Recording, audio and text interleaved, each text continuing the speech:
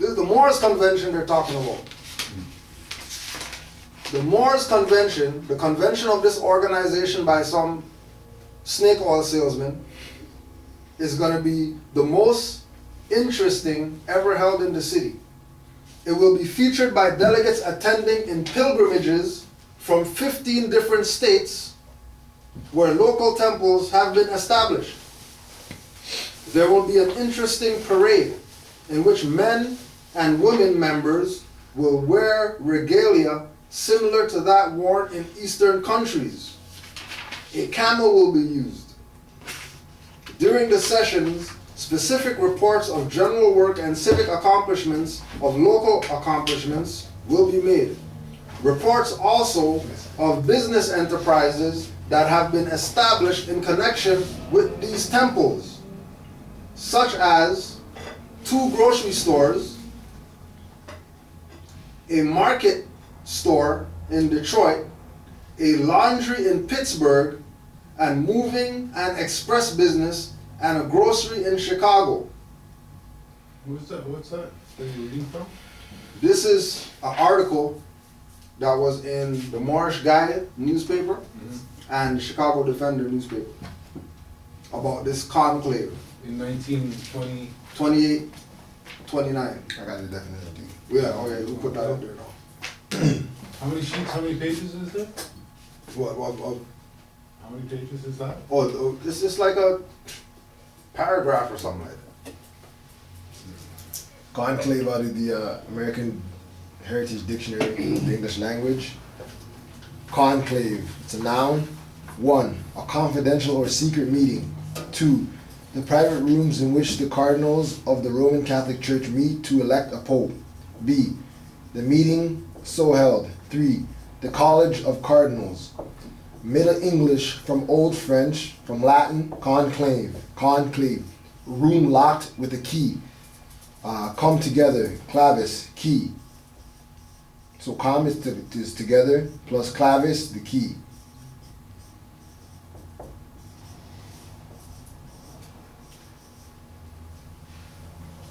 Right? The key to unlock the room is your status. Because you're not allowed to the conclave if you're not Moorish American. If you're not Moorish American, then you don't get into the room. Now, remember that we're talking about civic-minded individuals. We're not talking about some organization of, Moors, and they're just going to meet just to whatever. They're talking about, or some of the things they were talking about, the business enterprises, plural, of 2 grocery stores and market stores in Detroit. They're talking about a laundry in Pittsburgh. We're going to be in Pittsburgh, so know that we're going to go hunt for this laundry mat that the Moors had in Pittsburgh. Moving and express business and grocery in Chicago. These examples of collective effort show that members of the Moorish Science and their leaders have a sound economic program and are blazing the trail and marking the pathway over which our posterity may travel unhampered and unafraid. One more time, sorry. Yeah. These examples of collective effort show that members of the Moorish Science Temple and their leaders have a sound economic program and are blazing the trail and marking the pathway over which our posterity may travel unhampered and unafraid. Islam. And then this is why we have to clean house, because right now Moors are traveling hampered and afraid. When since 1928 it was established that you're not supposed to be hampered or afraid because of what was already laid out. It's not even supposed to be any, you're not even supposed to have a thought in your mind about, you know, this won't work or, well, nah, or whatever. You're just supposed to, oh, more we gotta do it, all right, let's do this. Oh, the dues $50 every month, all right, put it in the pot so we can do something and just keep moving, right? Quote, it must be kept in mind that no great movement can take definite shape in 2 or 3 years so as to be error-proof, says President Ali. So now we have the question like, why are they calling him president? Where did this come from? Where is this coming from? Why isn't this stuff being told to Moors that Noble Drew Ali was the president? President of what? President of some right? President of the snake oil business, right? Okay. Quote again. However, through accumulating experience, such as annual conventions, ought to witness a more perfect, a wider function of the organization, representing the organized experience of men and women members throughout the country and possibly in time the world over. Right? Stressing the point that he didn't only come here for Moors in America only, Negro, black, colored people, and then they become Moors, and then they take the prophet and they say, yeah, prophet's our prophet, he's not your prophet, or whatever like that. He came for everybody who thinks that their condition could be better. Not just Negro, black, colored people. He came for everybody who thinks that, you know what, we could do a little bit more for everybody.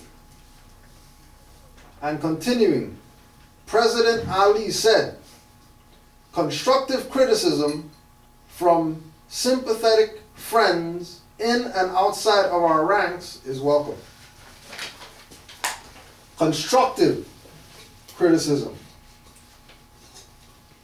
Not like brother that we listened to earlier, criticism. Not stuff like that, because he's stateless. There's nothing that he can say that is supposed to influence Moors. Right?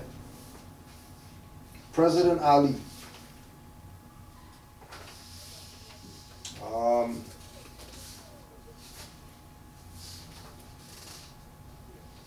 Demanding hours.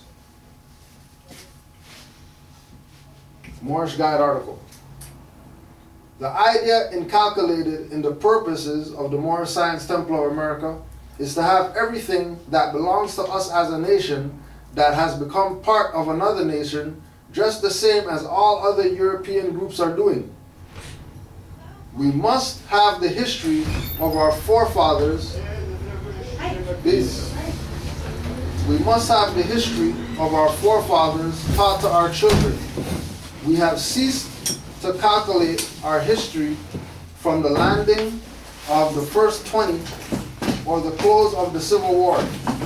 While all records of the tombs in the whole world are proclaiming our glory to the nations, we have come now demanding that we be given credit for the great work done in the past by our ancestors.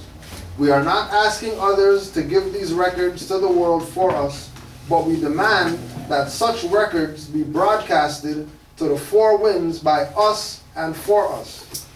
A pride that goes with the knowledge of great deeds will serve to cause our posterity to take heart and look into the vast future with a hope eternal. Such can never be done except they be taught who they are and where they are from. Yes, we are demanding all these things to be done, and we know that it will require some time before we have created that consciousness in others of our group to assert themselves likewise, but that day is coming when such will be the case.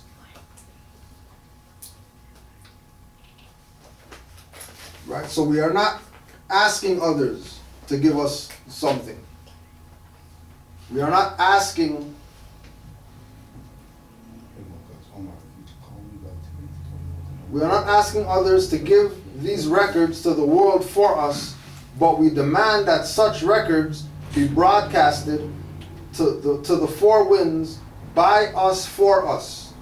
So we have the obligation to make sure that our story is told. We cannot allow other people to tell our story.